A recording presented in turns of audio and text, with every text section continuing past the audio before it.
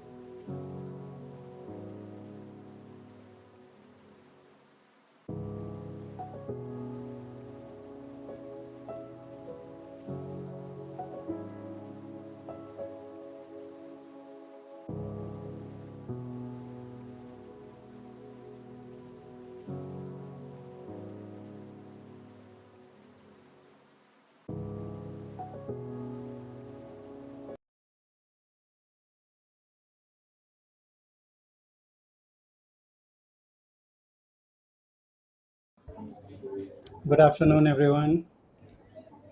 I Uh, Hi, good afternoon. My name is Krishna. Welcome to the CX Minds live webinar. So, this is my first webinar on LinkedIn. The idea came even after working for CX, working in CX for many years, I still feel that there is a lot to learn from the industry leaders. This one thing sparked the idea for CX Minds webinar, where we can learn together from the industry leaders and CX practitioners. So, with this idea in my mind, I am starting the first episode of the CX Minds webinar today.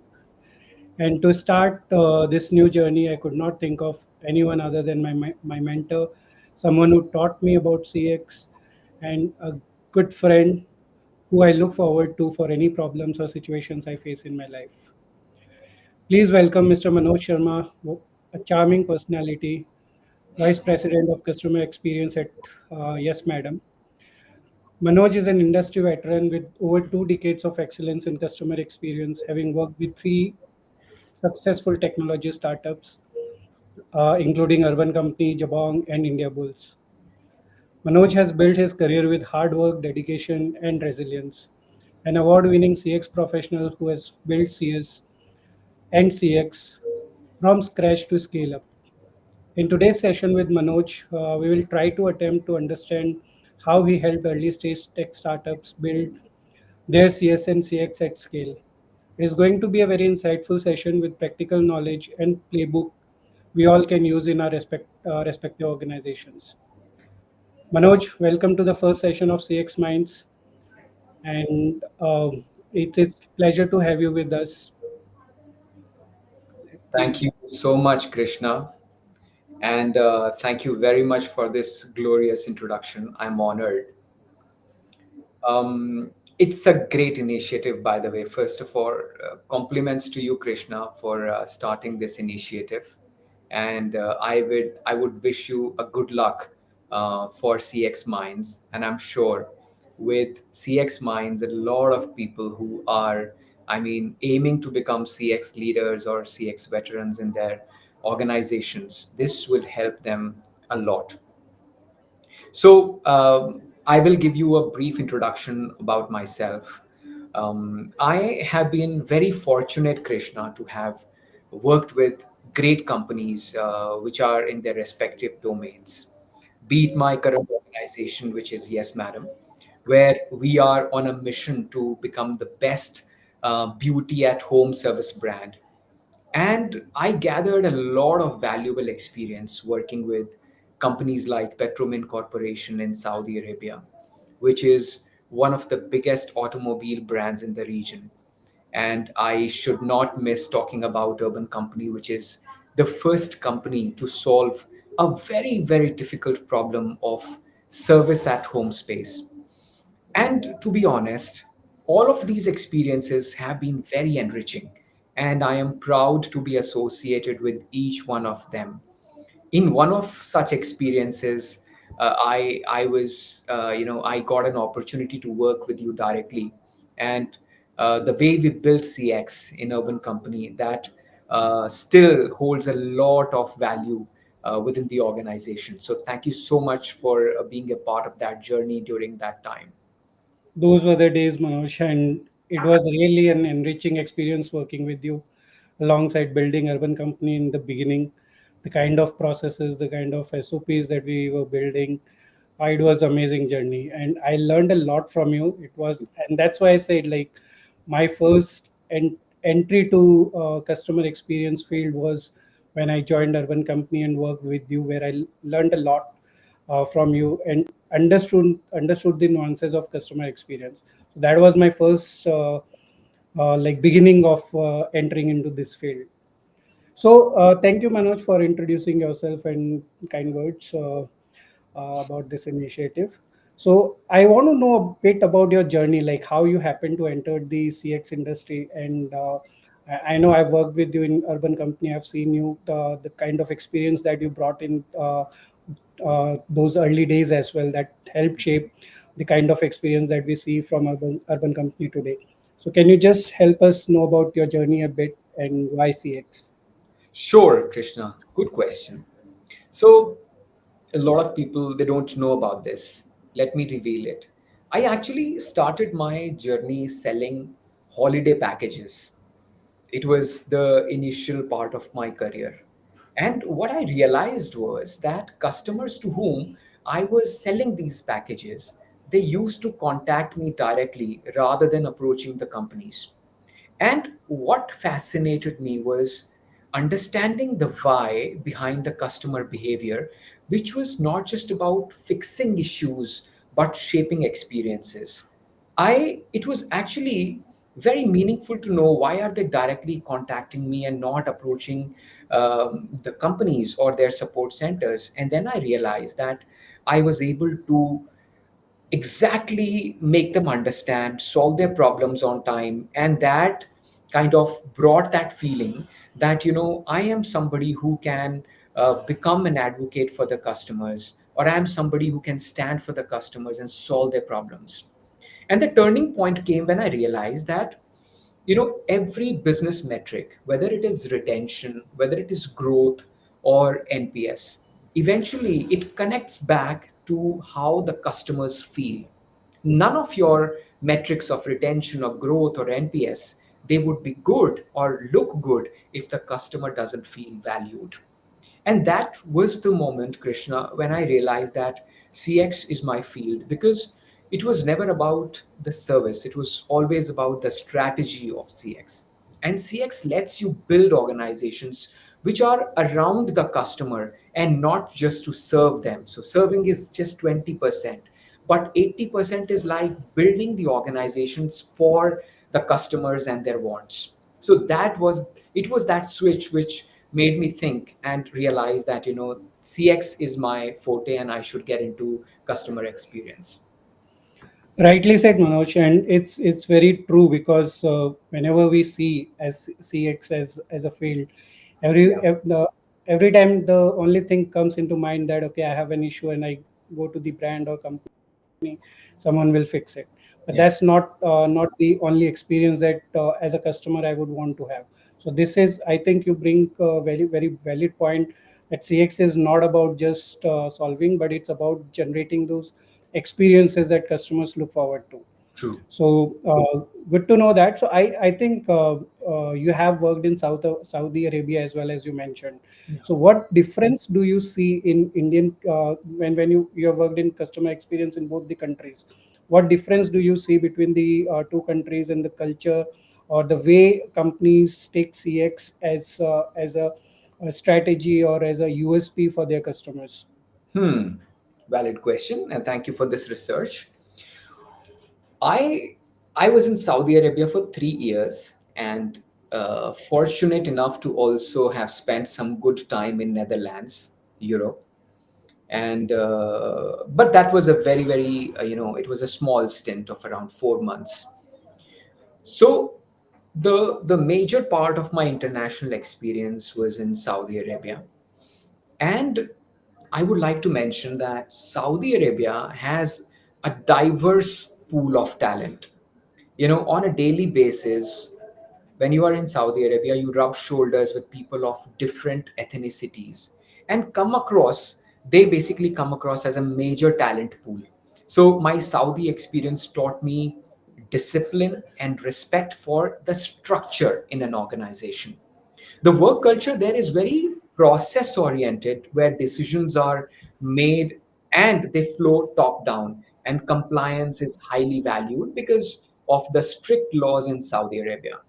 Okay, so you have to really comply with the Sharia law in Saudi Arabia, and everything is very clearly defined, even to the fact of the words that you can use while talking to the customers, the processes that you have to very clearly set when it comes to solving problems. The central bank over there, it basically looks into each and every compliance, that if there is an issue, then how quickly are you resolving those issues? So in India, we do not have that, right? So certain companies in India will take 72 hours to solve a problem. Some companies will solve that in 10 minutes. But in Saudi Arabia, all of that is governed by the central authorities and regulations. So it's very, very structure oriented, process driven, and highly it has to be highly compliant with the local laws over there. India, on the other hand, Krishna, is more entrepreneurial and adaptive. So people over here, they innovate faster, fail, and then they innovate. And the teams, they question the processes, which is a good thing for startups, right? But the sweet spot lies in combining both. I would say that, if your organization or your CX team has a Saudi level precision with Indian agility, that really makes a very, very robust CX department. Also, one thing I would like to mention is that, as I mentioned in the beginning of this answer, that you rub shoulders with a lot of ethnicities. So you work with, you will have Saudis in your team, you will have Britishers in your team, and Germans, and Egyptians. Now, how this matters is that you learn a lot from their experiences, from their mindset, and it's a diverse pool of talent. So if you are working in India, you will see that you have a certain way of working. But when you work with international talent, you also learn about how things are progressing internationally. So it was a great learning ground for me. So Saudi experience taught me, learning from various nationalities to being compliant with the local laws. And in India, I learned, agility and innovation. Great, great. So, Manoj, I think you have touched upon a very important point here, Yep. that how we can bring that ethnicity or like kind of the discipline in the customer experience in the organization. Because India, as you said, works in agile way, Yeah. right? Fail fast, move fast, right? So, what do you think? Like, if as you mentioned that if we get this combination, it will be really great. But this is one side of the table, right? When we are talking about the Mhm. organizations, what difference do you see from the customer's point of view? Like, how do customers in India perceive the services from the companies, and how do customers in Saudi Arabia perceive services from the customer from the brands? As Indians, we are impatient. Yeah. I mean, the expectation from companies is increasing daily. You can say that. Saudi customers are more patient. They know if something is there, it will take time. As an economy and as a country, Saudi is a little slower in pace. So there is patience, there is tolerance. But in India now, if you see a lot of companies, we've got into hyper growth, we've got into quick deliveries, and the way we are evolving on a day-to-day basis, the expectation is evolving, right? So what used to be the best 5 years ago may be very, very obsolete in today's times. So if you're running a CX department in your company, you will also feel that the customer has become more demanding. Indian customers are very, very demanding. They need quick resolutions. The patience is lesser compared to what you see, in Saudi Arabia. So this is one change I see. Great. So with this, one thing comes to my mind, because like in early stage startup, we have all seen, right? Hmm. We go through a lot of firefighting because customer expectations are always changing, right? True. So we always are on a firefighting mode, right? Yeah. And while we are building the teams, processes, and governance to the entire structure. Yeah. So what how do you maintain focus when the organization demands such firefighting over strategies? This is reminding me the urban company days. And also my Jabong days. Jabong was one organization, one company which was, I think, the first mover in the product e-commerce space way back in 2012, when the Indians did not even know that you can order something online, right? So I remember the way companies scaled up from 100 orders a day to 5,000 orders in just 2 months, right? And I saw firefighting there, and I can easily relate to this question. So it's very, very common, Krishna, especially in fast moving startups, that you get caught in the loop of daily BAUs, business as usuals, and escalations and problems. I follow a simple rule that you fix the fire once, okay? Once you fix the fire, you build a system so that it doesn't happen again. Because so if you keep on firefighting, you will never get a time to build your system, and your 100% of the time and your team's time will only be, you will only waste your time in fixing that fire or firefighting that problem, right? What will happen is it will bring in frustration within yourself, within your team, and also within the customers. So the simple rule is you fix the fire once, and this is for everybody who are in the same boat that I used to be. You fix the fire once, and then you build a system so that the problem doesn't happen again. So what I do is I divide my time in two areas. One is the operational response, which is firefighting, and then the strategic prevention. So it's a simple, if you simply look at it, it is like if you don't make space for strategy during chaos, you will always be in chaos. And that's not the area that you would want to be in as a CX leader. That's great. I think that's And going I'm to be sure you can relate to this point. I mean, we used to fix the absolutely. fire, but we used to question, maybe sitting late nights and then fixing this issue. This issue has come, but what do we do that it doesn't come after this? I absolutely remember this. Like right now, I'm getting those flashbacks. Like when we used to sit on the whiteboard, like, okay, these many queries coming. We Yeah. need to do. How do we fix this? What kind of SOPs we need to have? And that's absolutely a fair point that you need to definitely, if there is a fire fight, you need to have the operational response to like to fix the fire first. And at the same time, it's not that okay, I'll fix the fire first and then I'll work on this strategy, but both the things should go hand in hand. So it's a very very fair point, and I'm sure a lot of people would relate to this. So with this, I want to understand, like, because this is a very very common challenge for all the CX leaders Yeah. in early stage startups. Even you faced, I faced, we all have gone through this stage. So, what are the three strategic objectives you want to share with the CS professionals who are in the startups moving from 0 to 1 or 1 to 10? Sure. So thank you, Krishna. It's a good question. Difficult one to answer, but it's a very strategic question.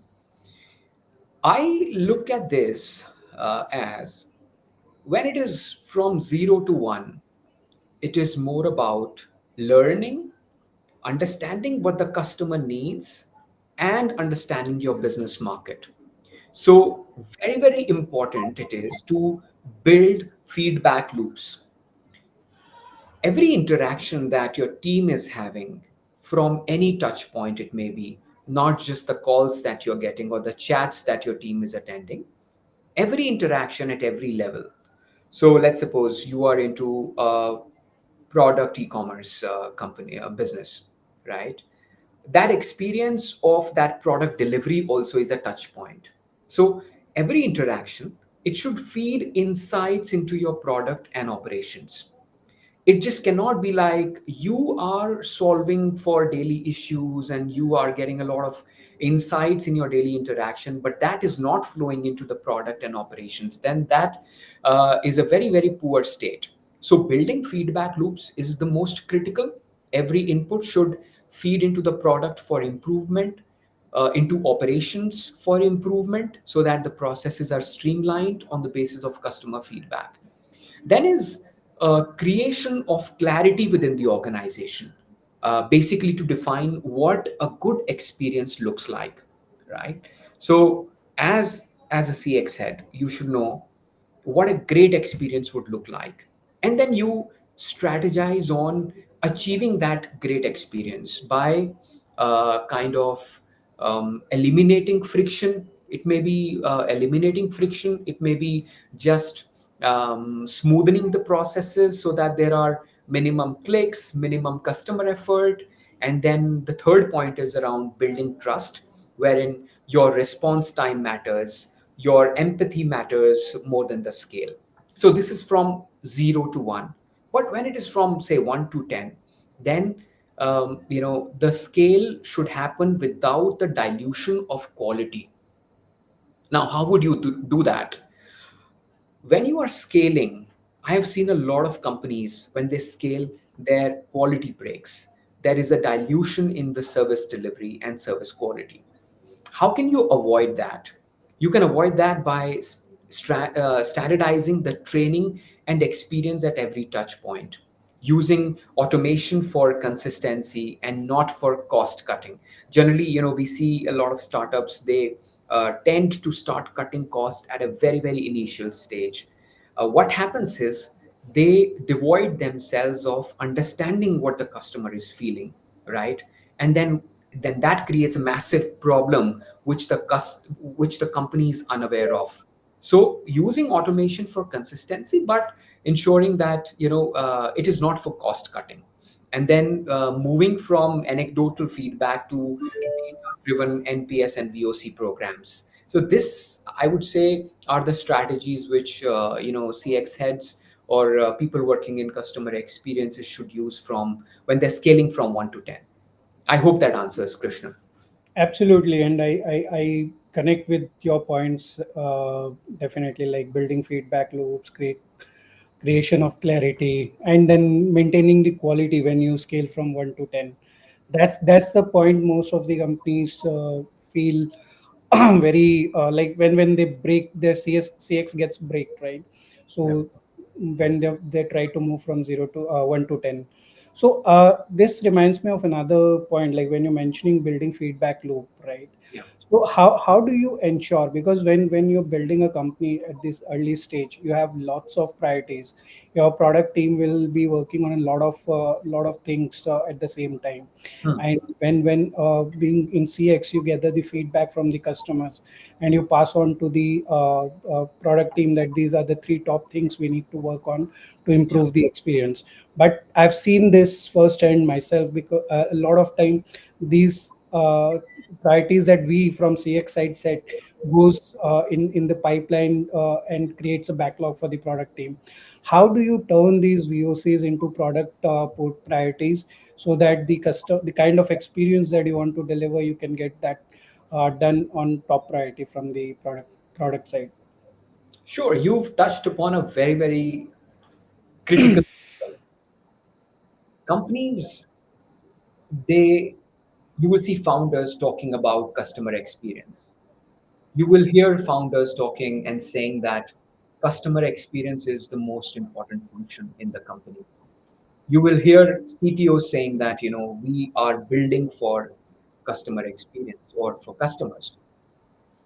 But in the business as usual, firefighting and looking at daily operations, etc., this somewhere gets lacked, right? So first of all, it's very, very important that as a CX head, it is very important that you need to have a seat on the table, okay, within your board. And you have to be a strong CX leader who is able to communicate that we are not here to solve for customers' problem when they have a problem.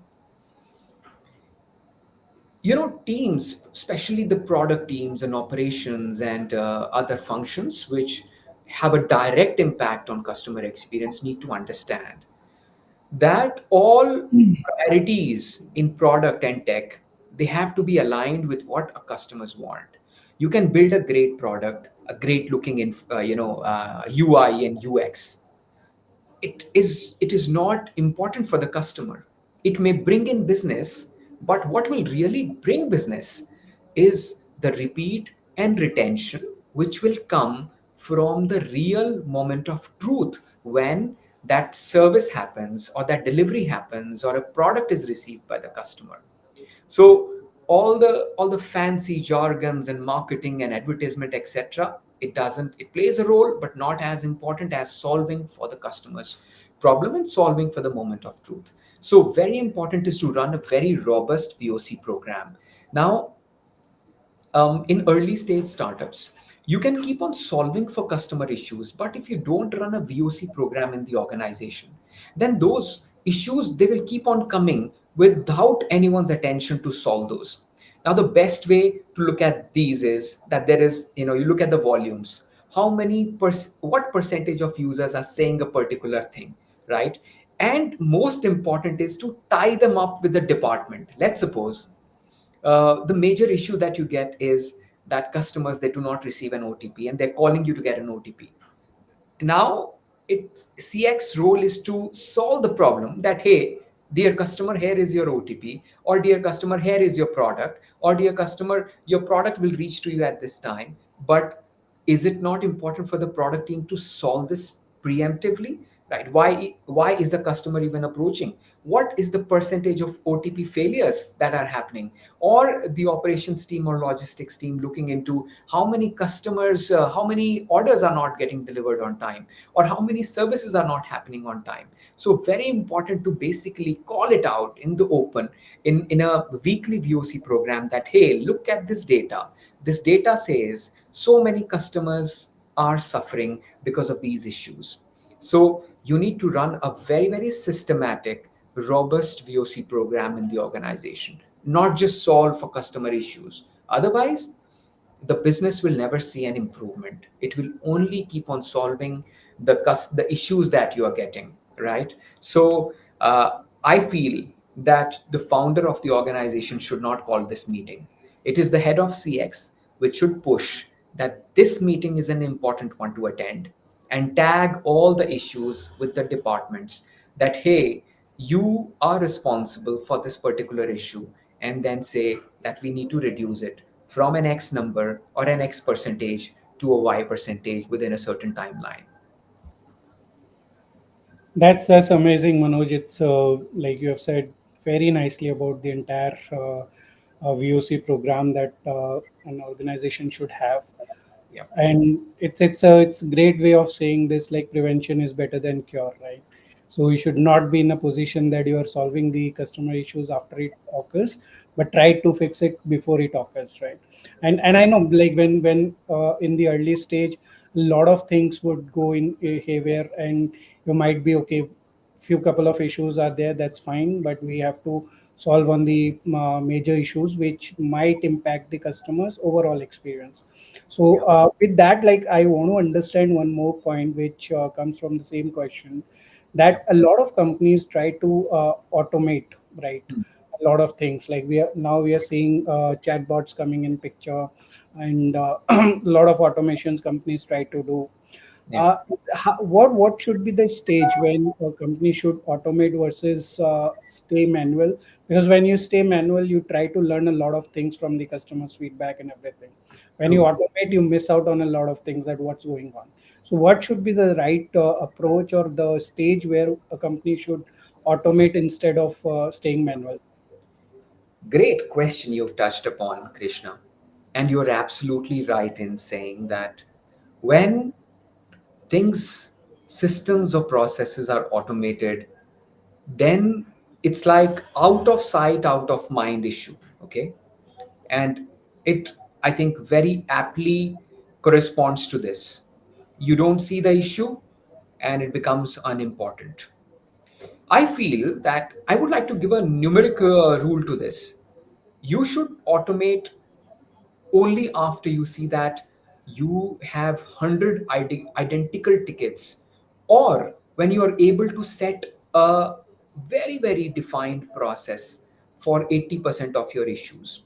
And to put it very, very simply, if you are a startup, don't look for automation at least in the initial 6 months to 1 year. It's important for any early stage startup to understand the customer behavior, the customer's journey, and their pain points. You get a lot of inputs when you stay manual, understand issues, and then solve for them. Now, after that, you will classify that, say, 50% of my customers have this problem. So it's important that you solve that, basically making that a kind of L1 issues in your company, right? And when you feel that you have solved the L1 issues, like, customers just calling you for anxiety or approaching you for any kind of anxiety, that can be automated. Like your system can tell a scenario. Let's suppose, I'll give an example of my Jabong experience. 60% of our issues were on the calls or chat were, where is my order, right? And they used to contact the CX team. The CX team used to look at the database and see where is the customer's order and then provide information. Now we saw that this the quantum of this issue is 60%, which is massive. So what we did that time was, we realized that the agent is following a set process of checking that. So we thought, why not create a system which through APIs can pick up that information from the database and also stage the customer on the journey of buying experience he is at. Let's suppose the customer has just placed an order. So I know that the customer is going to call me to check where is my order.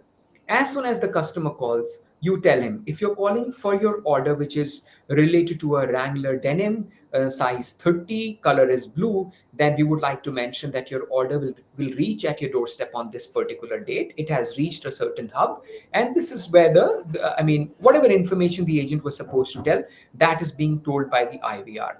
That also is getting displayed as soon as the customer opens the mobile application. You will be amazed. We were able to reduce these issues from 60% to straight away at 5 6% in a month, right? So it was just like thinking from this angle, whatever an agent is doing can just be automated using APIs and tech, right? But initially we understood what is this issue, and later on only we were able to provide an automated solution to this. So automation should not, you know, it should not hide the insights. It should make excellent experience or the experience seamless, but it should not hide insights. That's a simple rule. That's amazing, Manoj. And I completely relate to this point because I faced a similar thing in Urbanic when we were scaling up. So we did the same. We kept like we did not automate anything for the customers in the, like I would say, for the first year, entire 1 year, couple of months, we did not automate anything. We were just trying to learn from the customer queries, from feedback and everything. And you rightly said, where is my order is like almost 60 to 70% for any of the e-commerce companies, right? So that helped us to understand what kind of issues, what kind of where the orders were getting stuck, what was the stage when customers were contacting us to know about the order. So these kind of like when we started asking these questions, it gave us a lot of insights, like which date customer is coming, like within how many days, after like the order has reached the hub, what's the status, whether customer is able to see it or not. So these, a lot of these things helped us to build our automation process when we started it in the second year. And it really built, we were able to build a robust system where we could, at least like for this particular issue type, we were able to solve almost 70 to 75% of the queries. So that's how we achieved that number. So it's See, a great point, Manoj. you will also realize that now when we order from Amazon or Mintra or companies, uh, we do not feel the need to contact their support. We just open the app, and now that information is so democratized that it will tell you each step to where then the order is, and there is no need to contact support. And it's a similar case with the companies like Zomato, who, I mean, which has really killed it. I mean, you can see it real time, what is the where is the order and where has the rider reached. So companies have solved it through tech. But yes, it got solved and it got automated because companies were able to hear it initially. Otherwise, if you don't hear it, you will never solve it. Great. So on this note, like I also I have one question, Yeah. where like what kind of metrics do we see? Because I see a lot of leaders. run chase after the metrics, right? Hmm. Almost all the metrics they want to see, like what's the NPS, what's the CSAT, Hmm. and all the other CS metrics as well. But as per you, like in this run, in this chase, we also miss out on the important things, like as you mentioned about the VOC loops. So in this, like what as per you, what are the SLAs one a CX leader should focus on during the early stage, and then focus then move ahead when scaling up? Oh, yeah. So, see, SLAs can be, you can look at SLAs at two levels. Okay. One is looking at the quality metrics, not SLAs, I will say metrics. So you look at quality metrics, and then you also look at quantity metrics. Quantity metrics, Krishna, they're very, very experience metrics, to be honest. We should call them experience metrics. So we classify them into quality and quantity metrics. And you can always be, checking your customer support metrics, which are all input metrics, like how much time an agent is taking to solve a particular query, etc., etc. As as the head of experience with my previous experiences and my current one, I have started looking at quality metrics first, which are directly in correlation to the experience. So I look at the net promoter score, which gives me a very detailed picture of how the experience is going. And I also started looking at an experience customer experience index score. This term might sound a little new to you. You can tell me or correct me if I'm wrong. Now, instead of looking at how much time are we taking to solve a problem, or what is your SLA on inbound calls, or how quickly is your chat getting answered, I came across as one customer experience index score, which is a cumulative combination of your customer satisfaction scores, your first response time, your average resolution time on grievance cases. And the third one I look at it is the contact ratios or the need to contact. So basically, the idea is to balance the quality with speed, because if one of them drops, then the entire experience breaks. So net promoter score is a north star metric for the organizations.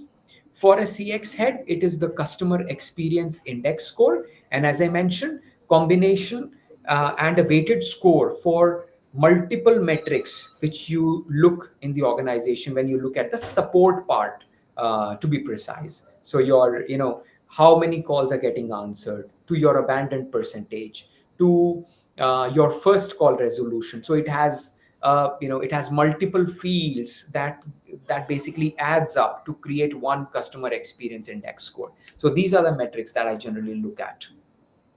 Amazing. CX customer experience index score. This is something that I'm going to use now. Yeah. It's a good one to measure, because this again gives a weighted average to all the metrics or SLAs that you look for. How did this idea come? I'll tell you. Yeah, I want to. I would love to. Yeah. Yeah, so I'll just tell you.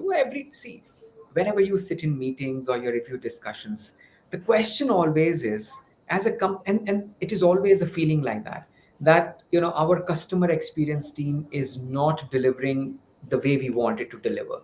And you will always be questioned on, how is the experience. I have seen that people get trapped in anecdotal feedbacks. They will say that, look at the support experience on Twitter, or look at the experience which people are putting on Twitter or social media channels. But it is important to give a number to a certain metric, right? If you keep on saying to your team that through anecdotal feedbacks that, I get so many messages on LinkedIn, so I am assuming our CX is not good. But that's not right. It will only demotivate the team and keep them, as we discussed in the initial part of this webinar, it will always keep them under a stress of firefighting. So it is important to give a number to every metric. I came across the customer index score as a metric saying that, hey, for the month of October, our customer index score is 8 out of 10. Now, the question is, how did you come to 8 out of 10? You align with the stakeholders that, hey, we will measure this, and all of this is going to add up into a customer index score. And you keep on looking at this number. Maybe when you start identifying this number, you might see that your customer index score is at a 5 because it has NPS, customer satisfaction score, your average percentage, your answer percentage ratio, your first time resolution, etc. And then you take an aim that, hey, I will increase it to 7 and 8 and 9 and 9.5, right? So you can always give a number to this metric rather than an assumption that CX is not performing or our CX is bad. So you can always say we have a customer index score or a CIS score of 9, right? And here are the numbers. So it basically gives you more confidence to run the department. That's great. So, Manoj, would you like to give some tips on this, like how to calculate this score? As you mentioned, you can add NPS, CSAT, your first response timelines. So is it like something that you give a weightage to each of the metric that you try to gauge, or are there rules, or are there tips that you follow, that okay, this stage or particularly this month we want to follow these metrics, next month we want to follow something else, maybe depending on the situation where the CX team is right now, or where we are focusing at this point of time? So is it like that, or is it something where you fix the metrics, that these are the five metrics that we are going to evaluate, and we'll give weightage as per the requirements to each of the metrics? Sure, would love to answer, Krishna. And I am sure a lot of people will learn from this. Um, you fix the metrics, okay, and then you give them a weighted average. For me, NPS across the board is the most important. I would say that it has a 40 or 50% weightage. Then is the customer satisfaction score. Everything, everything revolves around. So when it is about your support, the resultant metric is customer satisfaction score. Do you agree with that? Yes. If a customer takes time to connect with your support, it's a poor CSAT. If a customer's query or complaint is not resolved at the first go and is passed on to a different team, that is a poor support experience and will give you a poor customer satisfaction score. So everything sums up to either NPS or customer satisfaction score.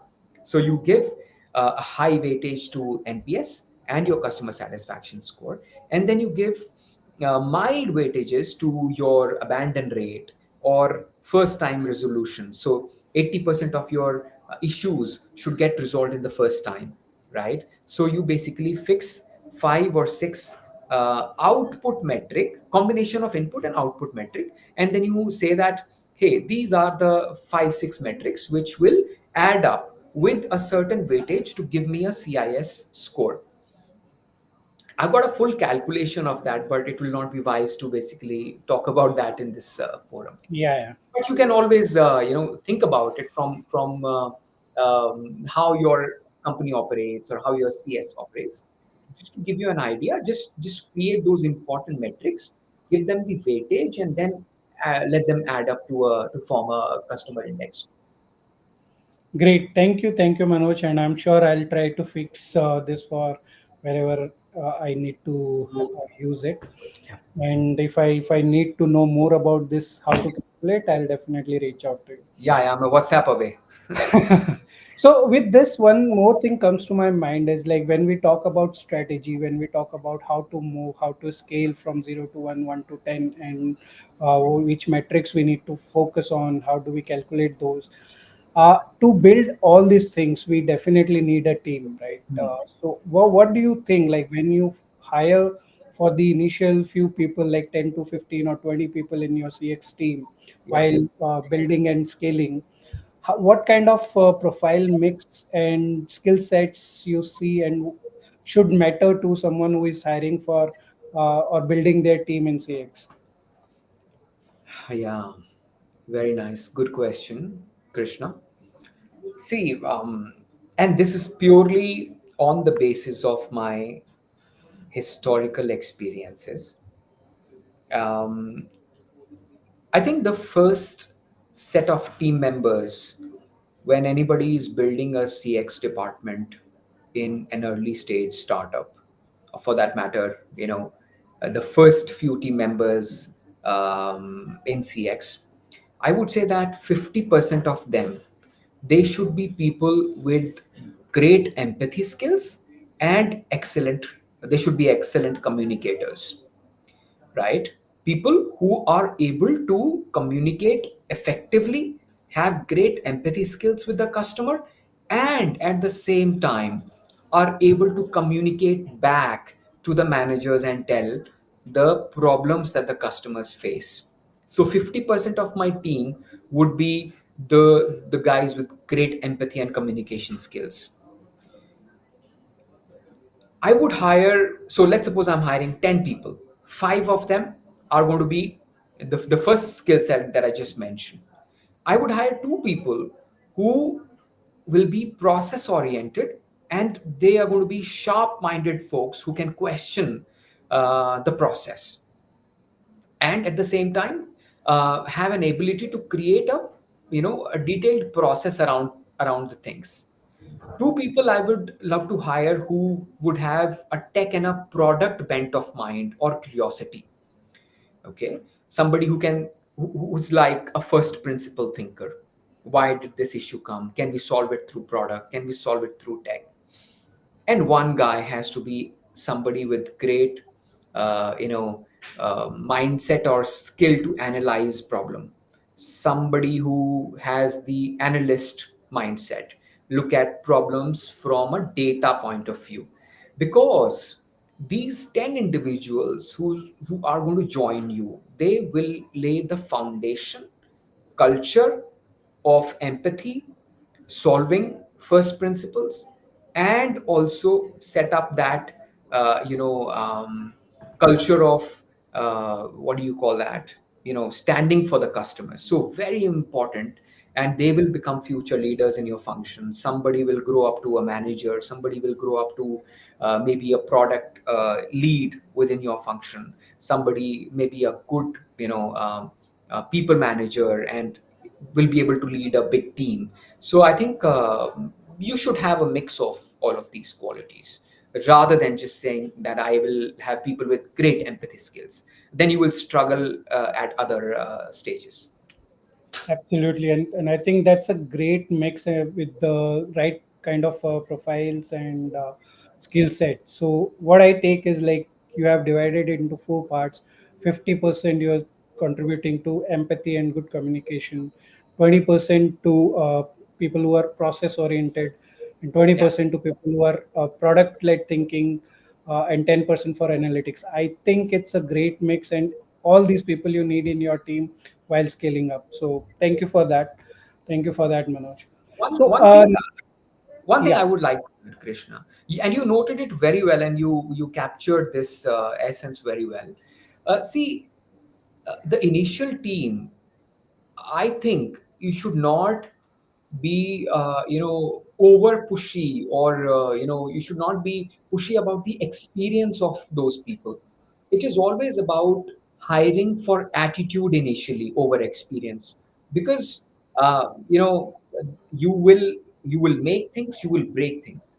With experience, what happens is there comes rigidity, right? And you do not need rigidity in the team in the early stage. You need flexibility, nimbleness, and an adaptive nature. So I think it should emphasize attitude over experience. absolutely. Attitude matters a lot. You need when you build a great team, you need to have right set of people along with you. That's only how you'll be able to scale and grow together.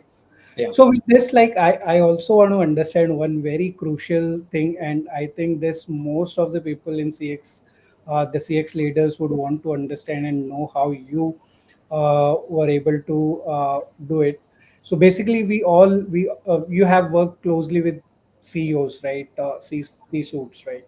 So and when we go to the CEOs, we cannot go with all the metrics that as a CX leader we look after, right? Yeah.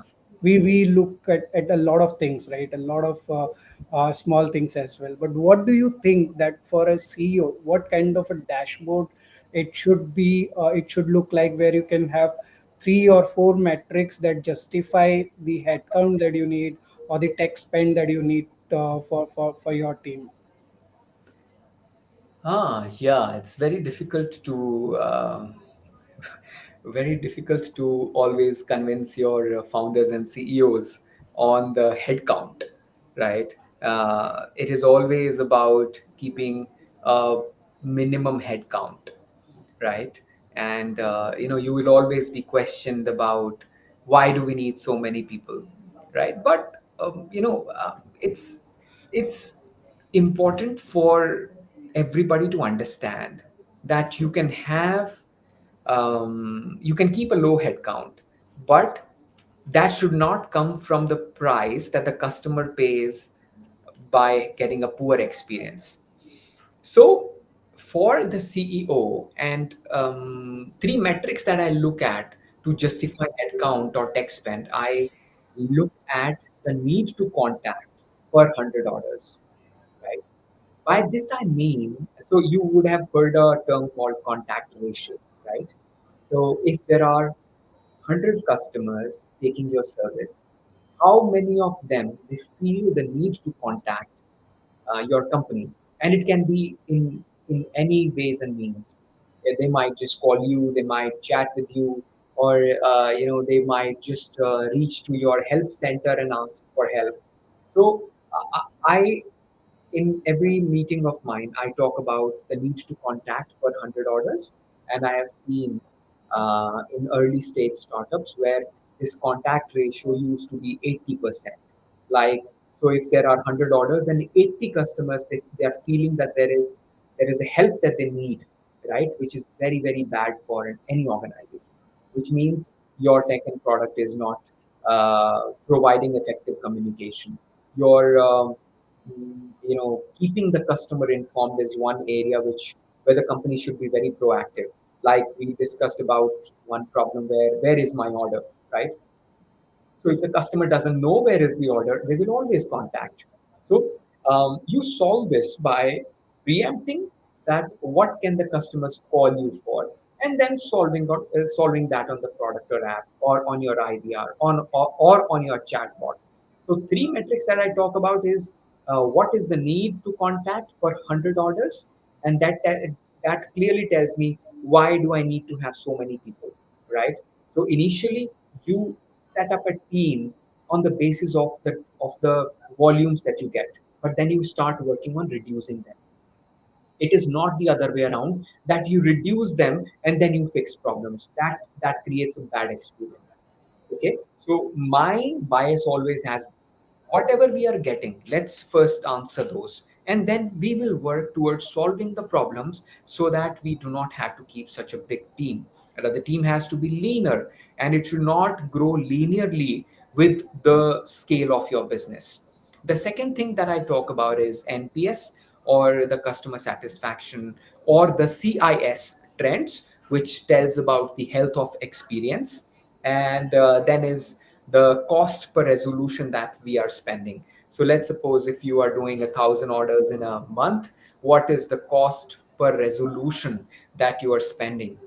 So that number also has to be kept in check. As a founder or as a CEO, you should not be, focusing on what is the average talking time, average hold time, and input metrics like these, because everything connects to either NPS or CSAT or your customer index score. So you look at that metric, plus you look at the metric of the cost and the need to contact. That's it. I think if you look at these metrics and see a healthy trend, that's it. I think as a CEO, that's the only dashboard that you should have. Otherwise, you are basically over engineering in solving a lot of problems that your CX head should be doing. Great. I think these three metrics sums up everything that a founder needs to know or a CEO needs to know, and justify the cost and everything. So with this, like another thing that comes up is that when we grow, like we, as you mentioned, that the headcount grows with the need to contact, right, the contact ratio, and then you simultaneously work on to reduce it. but but when the company is growing, it's scaling up, you might need a lot of people to handle the customer queries and all. So what do you think, like when should a company bring a BPO or outsourcing partner in the picture, and what kind of how do they evaluate the outsourcing partner to get on to like to onboard it, and at what stage? I must appreciate one thing. The way you have structured this entire coverage is beautiful, Krishna. Good job on Thank that. you. A very relevant question. And I think all customer experience heads, they come across this confusion. Should we keep it in house so that we have better control? Because that's the only bias always, that people do not want to let the team go and have a strong hold on experience, because everybody feels that if you outsource it, you will lose control. You when you run a CX department in house, you have better control on your managers. Everything is in front of you. You have the numbers getting displayed in front of you. So there is this confusion always. I see a correct answer to this is that you must look at outsourcing when you have aligned non-negotiable processes. I mean, processes are aligned to the T in more than 80% of your problems or customer issues, right? And then you should first of all aim for shifting your L1 issues or maybe your confirmation calling, etc., to basically test out the quality of a particular BPO partner. One very important thing also is to understand that the BPO partners that you are evaluating, who are they currently serving? Okay, because if an organization which is really good in business has zeroed in on a particular zeroed in on a particular BPO partner, then they would have done their due diligence on understanding a partner's capability to serve. Okay, so it is always best to pilot, look at and monitor it at a very deep level and minutely on the experience, whether it is matching with your in-house support center or not. And if you feel that they match the quality, then you gradually expand your outsourcing needs to the BPO partner. Now we come at the point of governance. How do you ensure that that governance is there? And I've seen a lot of BPO partners, not doing justice with customers of a. See, if you look at this is, when you are running it in house, they are your customers. The way you look at them is very different. But when a BPO partner looks at them, it is a mere client. Okay, their customer support agents, they call them clients or process. But when you have an in-house customer support, you don't call it a process, right? You call them your customers. So there is always that difference. But will you be able to build that same kind of culture in a BPO partner? You will have to work very closely with the agents on the ground to build that level of empathy with your customers. Okay. Now, coming on governance. Governance is very important. You will have to have very strict weekly calibration sessions with the BPO partner on how is your customer index score developing or going on. Then you also have monthly performance reviews, and one thing that, if I really have to outsource my business, I will have one non negotiable term, which will be that I will make one call every week. And that one call will be so important that I will judge the entire month or the entire duration on that one call. If that one call breaks, I will say that everything is breaking. Or if that one call is great, and it may just be a matter of people saying that one call should not be telling you the real picture, but I look at this as that if my one call is an excellent call, then I will assume that the entire thing is running peacefully and as per our service level agreements. But if that one call breaks, then I will assume that things are not right, because I'm just making that one call, and that either is giving me a good picture about the organization, the outsourcing partner, or is completely breaking my trust on them. I- Great. I've seen some very good companies, they follow this procedure. I used to do the same. Yeah. I used to do the same every month. Like I used to chat with the agents to understand what's going on. So I completely agree with you, and I think you have given us a very very strategic way of understanding when to outsource, when to keep it in house, and how to evaluate whether the outsourcing partner is performing well or not. So thank you for that, Manoj. And with this, one more thing that I want to understand, because we have seen about everything about the strategies and all, but every time whatever strategies we make, and where like how well proof it is, but still we see a lot of breaking in the CX. Like we Hmm. see something is breaking most at times, right? So Yeah. how, what one strategy that you implement in your organization to prevent such CX breakings and CX breaks during the rapid growth, and how do you take it? Great.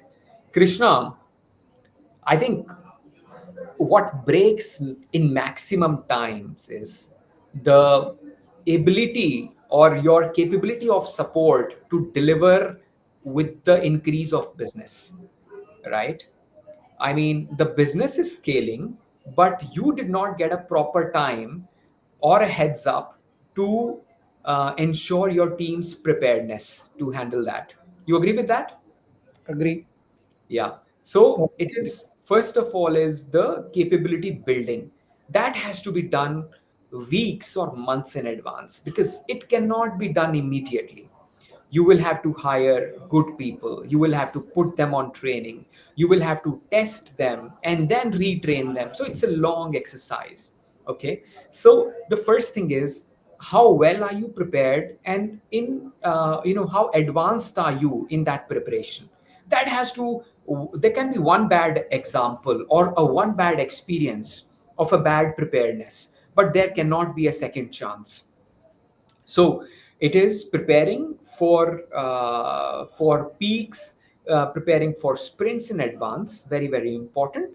And then is around ensuring that you are listing customer pain points, you are tagging the owners like product operations CX, and then as I mentioned in one of the questions that you had asked, tagging them and assigning them to the owners, that these are the things which are breaking, and then assign a first fix deadline, that the first fix has to come within the next 7 days. So I think the breakages that happen is up on the volumes and the capability to answer, and then the quality of training and the quality of experience being delivered. It's a vicious circle.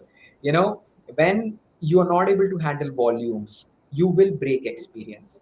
You will push people to wrap up their calls early, you will push people to just pick up volumes, and then you cannot deliver great experience. A simple way of looking at this is, if you start looking at your average answering time or your average handling time, then you are not looking at the experience of service delivery. So important is to not focus on that, and you can solve that only by a better and advanced preparation. and not being reactive when there is a peak, and when it breaks, because your team will be under pressure. When they are under pressure, they will leave the organization. It's a very, very what do you call, a sentimental problem. When they are overburdened, you will see that the team will leave, they will be demotivated. When they're demotivated, they do not provide great experience. You can only provide an excellent customer support or an experience when your team is motivated themselves, when they feel that they have to solve a particular issue in a manner that they would love to solve for their family members. Absolutely, that's a valid point, and very very nicely summarized at how we can work during this breaks that we have. So I think most of the time it's more about accountability, like Yeah. when you put the accountability on someone and then keep motivating them.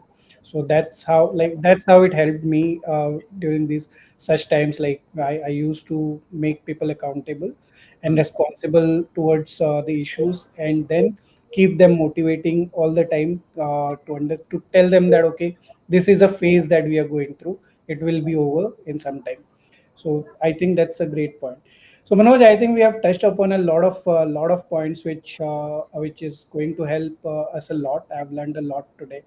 And so just to know what practical advice or things you want to suggest to the CX professionals or people who have recently joined in CX and want to become a CX leader, what habit or what kind of approach they should take? What would be your advice on that?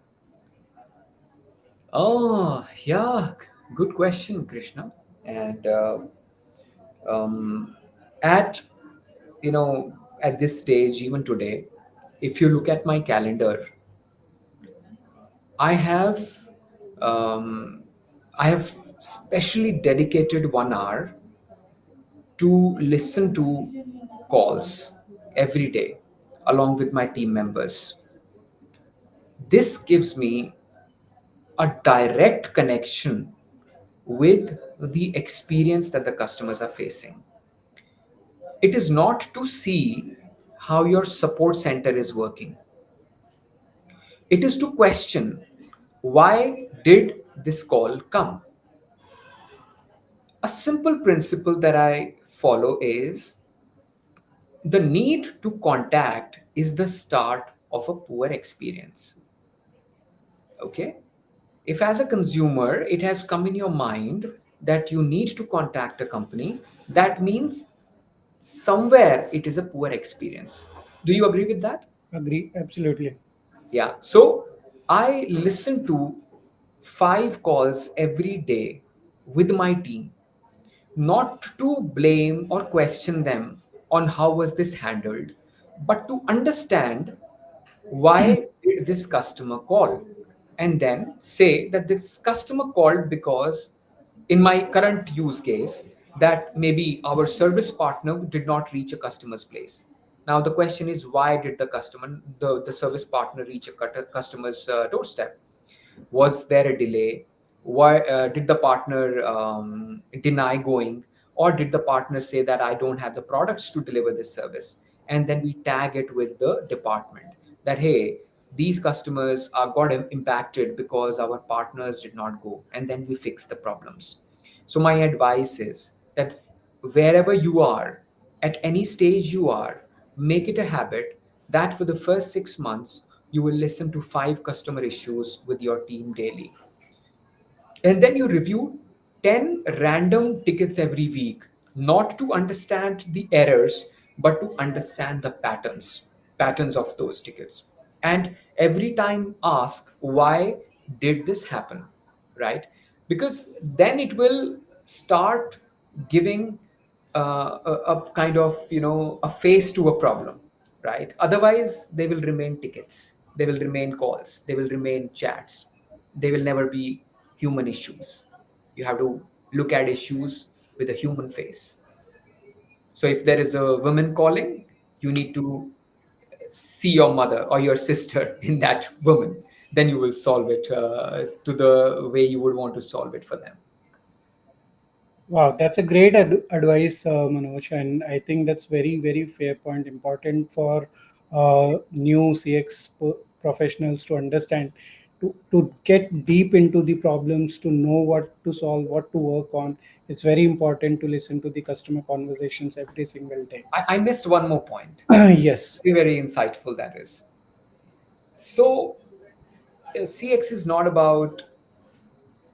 about just customer support, to be honest. yes, If as a CX leader, or if you're running a company where you have a CX department and your CX heads are talking about the call center or the chat support and average resolution time and just CSAT, etc., then your customer experience team is a substandard team. you Okay, don't have a customer experience team. Then you have a customer support team. you have a customer support team, and this should be 20% of their work.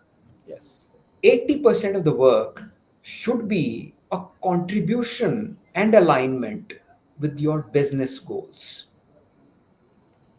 Retention, bringing in growth, bringing in customer repeat should be 80% of your CX head's responsibility, right? absolutely. Absolutely, and that's how, like, even when I wherever I worked as CX leader, Yeah, this was always be there, that it's a non-set thing, that CS is not, CS is part of the CX, but the rest of the things, how you partner with the other functions, like how you partner with the product team, marketing team, yeah, your warehouse, your logistics, everything, that's what CX actual role is, to align every function together and to work towards a common goal, that is to serve the customers, give them better experience. So it's never the only the CS team or the customer support team can offer the right experience to the customer. It has to be a collaborative effort from all the functions, and CX leader is the key to that collaboration with all the other function. That's what I believe, and that's how I used to work. absolutely. Yeah, you're right. All right. Thank you so much, Manoj, for your insightful conversation, and we have gained a lot of things. I've learned a couple of very, very like lots of information that I've gathered about CX Index Score and many other things. So it will definitely help our audience, like people who are listening to us right now. How So many we, people are there? I did not check that. I mean, uh, we I don't have know, I some. think for 13 or 14 people are there. Okay, So that's great. but this So recording can be seen by people, Krishna? yes, I'll be updating this recordings as well. Perfect, perfect. Great. Thank you so much, Manoj. But let me just ask, if anyone has any question, they can write in the comments.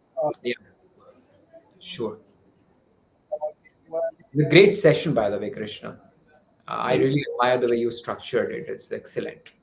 thank you so much, Manoj. And I'm learning. This is my first time, so I'm No, sure I might have missed a lot of things. Might not be that great, but yes, it's still a learning, and I'm trying to learn. you chase for perfection and you miss execution. Exactly. That's the idea. Not if even if you're 70% ready, let's do it. Absolutely. I mean, and it was a good session. I don't think there are any problems with this. Great. Cool. Right. Anybody Thank has any questions, please feel free to I I ask. don't see any questions coming in as of now.